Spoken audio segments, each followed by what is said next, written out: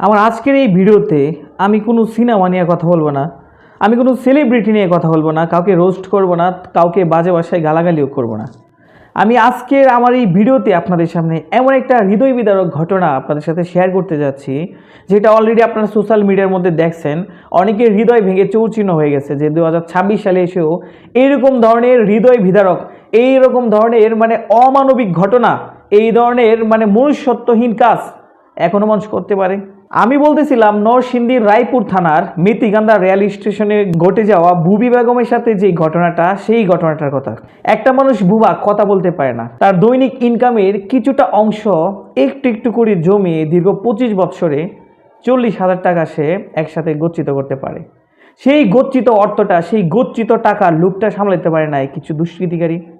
তাদের বিবেকবোধ, তাদের মনুষ্যত্ব কোন লেভেলের অবক্ষয় হইলে পরে এই ধরনের একটা বুবা মহিলার অর্থ সম্পদ আত্মসাৎ করতে পারে। শুধু তারা অর্থটাকে আত্মসাৎ করে ক্ষান্ত হয় নাই, এই বুবি বেগমকে তারা এরকমভাবে নির্যাতন করছে, এরকম ধরনের মারপিট করছে যে শেষ পর্যন্ত তাকে মৃত্যুর কোলে ঢলে পড়তে হলো।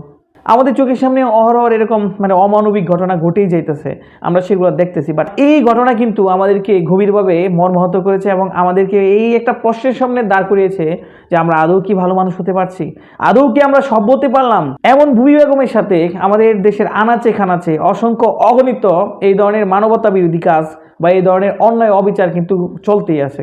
আমরা সেসব দেখিও দেখি না, আমরা সেসব চোখের সামনে পড়লে আমরা এড়িয়ে চলে যাই, আমরা কেউ প্রতিবাদটুকু করি না, আমরা শুধু তেলে মাথায় তেল দিই। আমরা দেখি সমাজের কার অর্থ সম্পদ বেশি আছে, সে একটু বিপদে পড়লে, সে একটু কষ্ট থাকলে আমরা তাদেরকে তেল দেওয়া শুরু করি, তেলের মাথায় তেল দেওয়া শুরু করি। বাট আমাদের আশেপাশে অসংখ্য এরকম বুবি বেগমরা ছড়িয়ে ছিটিয়ে আছে, আমরা তাদেরকে একটাবার গিয়ে জিজ্ঞেস করি না আপনি কি খাইছেন, বা একটাবার তাকে জিজ্ঞাসা করি না যে আপনি কি অসুস্থ, আপনার কি চিকিৎসা দরকার। এ হচ্ছে আমাদের বর্তমান মানুষের সমাজ ব্যবস্থা, এ হচ্ছে আমাদের বিবেক। আমাদের বিবেকে ঘুণে ধরে গেছে। আমাদের এই ঘুণে ধরা বিবেককে কে করবে জাগ্রত?